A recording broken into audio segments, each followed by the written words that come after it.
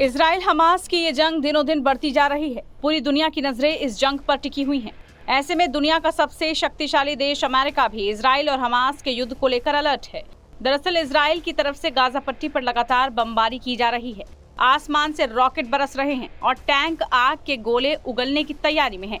Israel Hamas जंग में दुनिया के हथियारों का कारोबार करने वाली कंपनियों की चांदी हो गई है।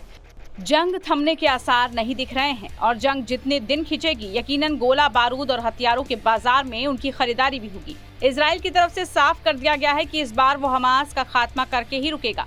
हमास भी पूरी तैयारी का दावा कर रहा है। सवाल ये है कि आखिर जंग के लिए इतना गोला बारूद कहां से आएगा? इस सवाल का जवाब अमेरिका है। हमास पर इजराइल का एक्शन शुरू होते ही अमेरिका ने इजराइल को हथियारों की पहली खेप पहुंचा दी थी। इस खेप में smart bomb, iron dome missile defence system के लिए इंटरसेप्टर और दूसरे एम्यूनेशन शामिल थे।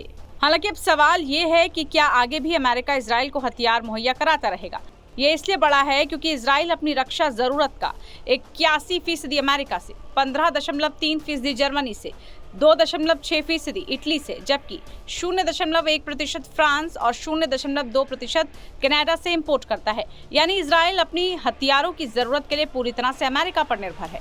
इसलिए अमेरिकी रक्षा कंपनियों के लिए हमास इजराइल की जंग मुनाफा कमाने का बड़ा मौका हो सकता है।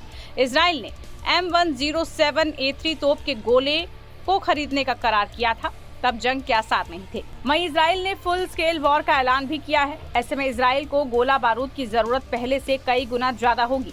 ये मौका अमेरिकी हथियार कंपनियों के लिए भी मुनाफा कमाने वाला है। लेकिन संकट ये भी है कि अमेरिका पहले ही यूक्रेन रूस फ्रंट पर फंसा हुआ है। ऐसे में इजराइल का मोर्चा खोलने के बाद अमेरिका के पास हथियार की किल्लत भी हो गई है। ऐसे में इस युद्ध के लिए इस्तेमाल किए जा रहे हथियारों के लिए इजराइल और किस किस से मदद ले सकता है, ये देखना होगा। टाइम्स नाउ भारत डिजिटल की रिपोर्ट।